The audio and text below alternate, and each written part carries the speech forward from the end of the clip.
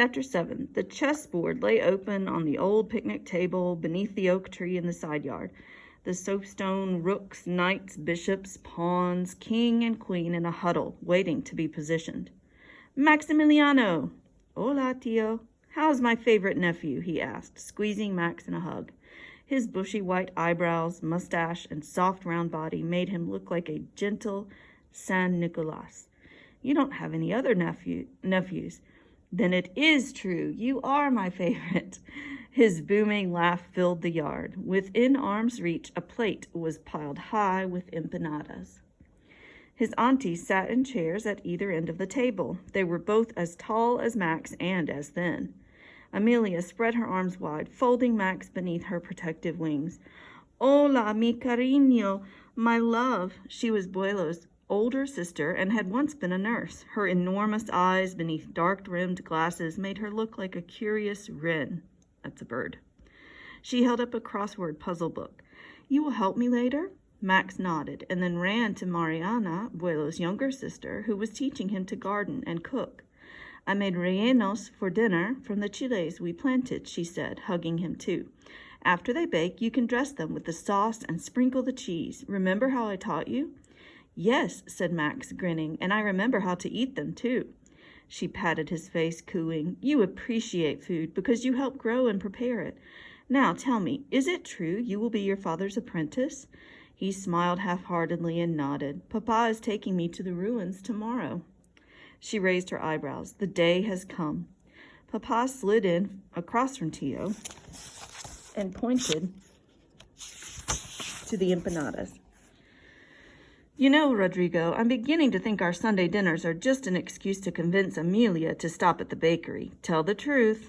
I'll never admit such a thing, Junior. He picked up an empanada and licked a dollop of filling oozing from the small turnovers. He nodded toward the plate. Maximiliano, they're pineapple, your favorite. Max grabbed one and looked at Papa. Please. Just one, said Papa. Don't spoil your dinner.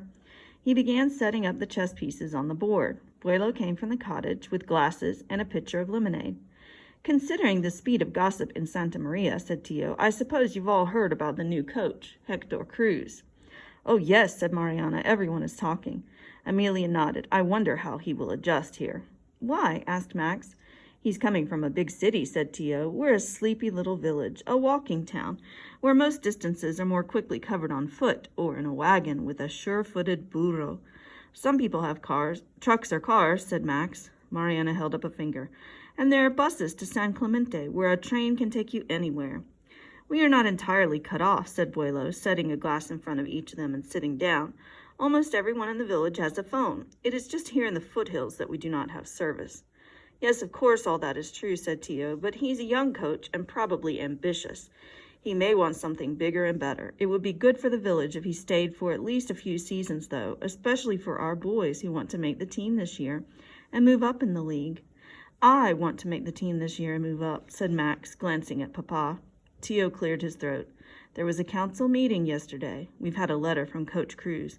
Seems he's a stickler for details. We must be sure to enforce the league rules about who is eligible to play, which means we need to have all the documents on file, no exceptions, like birth certificates, said Max. That's what Ortiz said. Yes, Tio's eyes darted to Papa. Papa picked up the white queen and tapped it on the table, the rhythm like a ticking clock. Buelo reached over and covered his hand. A thick silence settled. Max could hear himself chewing. Given the recent circumstances, Junior, said Tio, and since you two are going to the ruins tomorrow, it would be wise to... Papa shook his head. Not yet.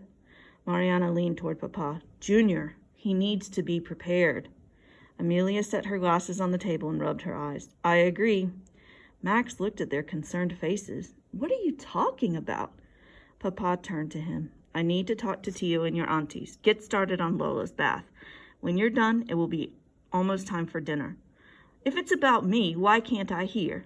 Papa gave him a look that said the conversation was over. Max raised his hands, palms up, as if to ask why, then dropped them. He knew it was useless to argue. Reluctantly, he whistled for Lola and headed toward the shed next to Dulce's corral. As soon as Lola saw him dragging out the big metal tub, she pranced and ran in circles. After he filled it with the hose, Max gave the command and she jumped in. Max could see Papa, Tio, Buelo, and his aunties huddled together at the table talking. The veil of secrecy again. What did they know? And what had Mariana meant when she said he needed to be prepared? Prepared for what?